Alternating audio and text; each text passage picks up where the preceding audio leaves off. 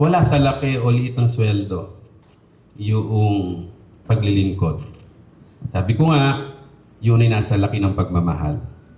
So again, sabi ni Mother Teresa, not all of us can do great things, but all of us can do little things with great love.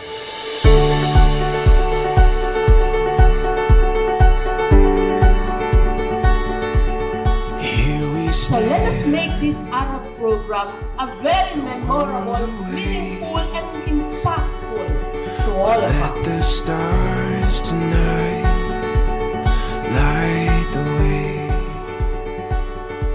Ang buhay ng guro, this is my last theme na iniwanan sa inyo.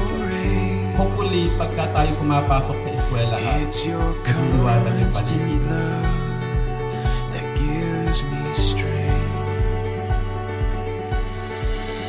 Under the stars, Leaving legacy is a two things.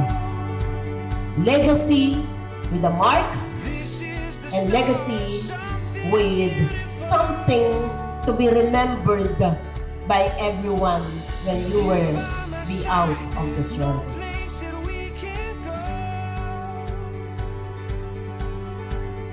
this is the start of something beautiful. Nagliliwanag yung mukha ng mga bata dahil may isang mestra na nagpapasaya sa kanya. Gumagaan yung pakiramdam ng mga bata kasi may mga mestro at mestra na nanduroon sa harapan niya.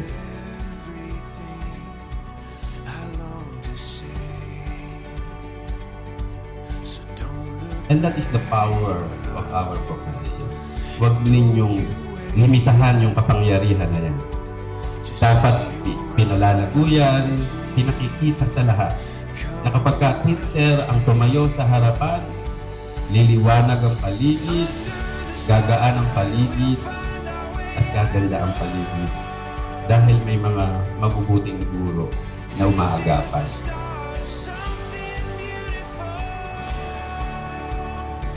Continue your dreams. You aim high.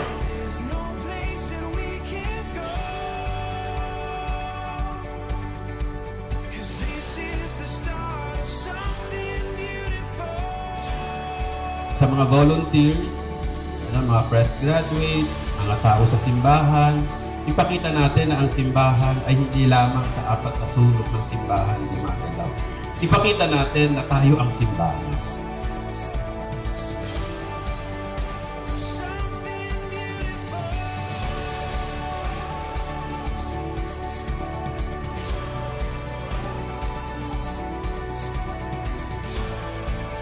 Na kapag tayo ay pumunta o nakaharap sa ibang tao, mararamdaman nila na dala-dala mo yung pinuno ng simbahan.